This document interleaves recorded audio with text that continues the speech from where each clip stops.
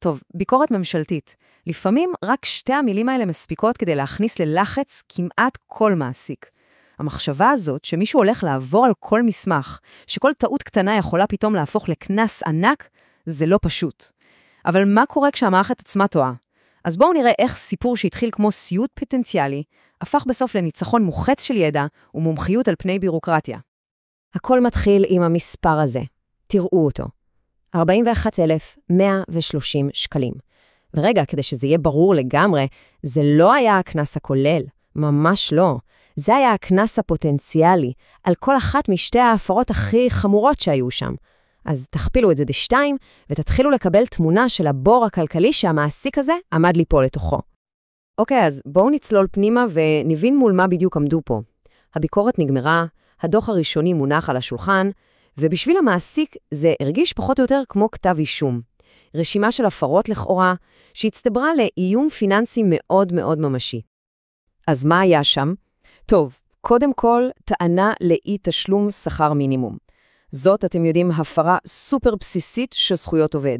2, העסקה של נער בן 15, לכאורה בניגוד לחוק. גם פה נושא עם רגישות ציבורית גבוהה. והיה גם משהו שלישי, מסירת תלוש שכר באיחור. אוקיי, זה יותר טכני, אבל עדיין, הפרה. אבל שתי ההפרות הראשונות, אלה היו, כמו שאומרים, הפצצות המתקתקות בסיפור הזה. ופה הסיפור הופך להיות ממש קלאסיקה של דוד נגד גוליית. מצד אחד, מעסיק בודד. מצד שני, כל המכונה, כל הכוח של הבירוקרטיה הממשלתית. והפיתוי במצב כזה הוא פשוט עצום. קל להגיד, טוב, יאללה, נשלם את הכנס, נסגור את הסיפור ונמשיך הלאה. אבל זה כמובן לא מה שקרה כאן. לא. במקום להרים ידיים, המעסיק עשה משהו אחר לגמרי. הוא החליט לבקש עזרה מקצועית. וזה היה הרגע שבו כל מאזן הכוחות בסיפור הזה התחיל להשתנות. פתאום נכנס שחקן חדש למגרש, מומחה שידע בדיוק איך לפרק את המצב. וכאן נכנס לתמונה איליה מוררשוף, דודק שכר מוסמך, אבל התואר זה לא כל הסיפור, ממש לא. הכוח האמיתי שלו מגיע מהעבר שלו. הוא היה פעם מפקח במשרד העבודה. תחשבו על זה רגע, הוא מכיר את המערכת מבפנים. הוא יודע איך הם חושבים, מה הנהלים, איפה הנקודות החלשות בתיק. זה יתרון עצום.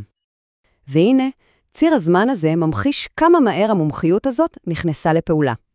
תראו, ב-19 במרץ המעסיק פונה לאיליה.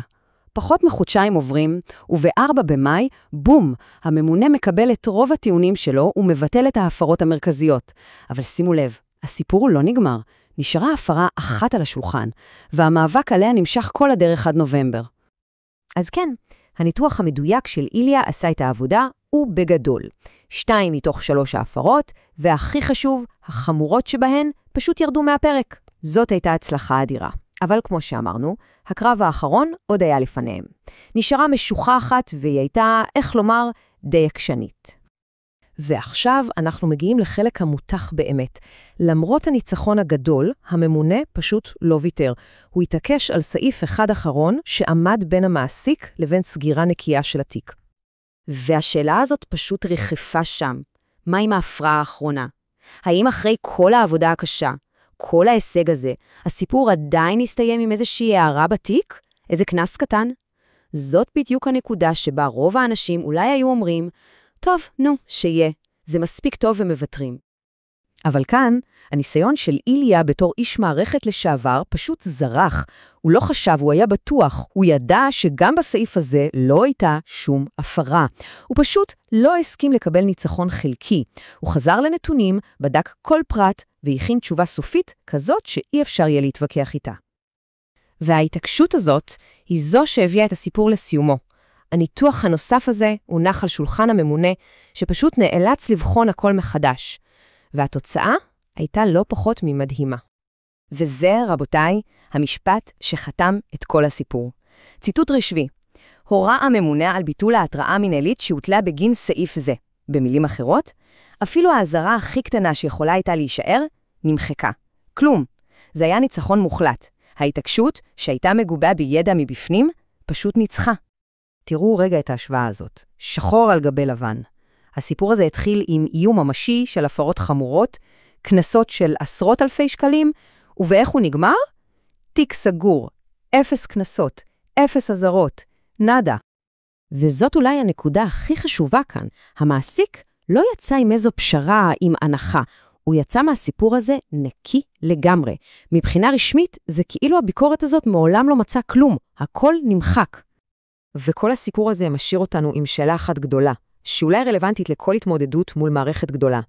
מתי הידע העמוק של איך המערכת עובדת מבפנים, מפסיק להיות רק כלי להגנה, והופך להיות כוח. כוח אמיתי, כזה שיכול לקחת מצב שנראה אבוד ולהפוך אותו על פיו.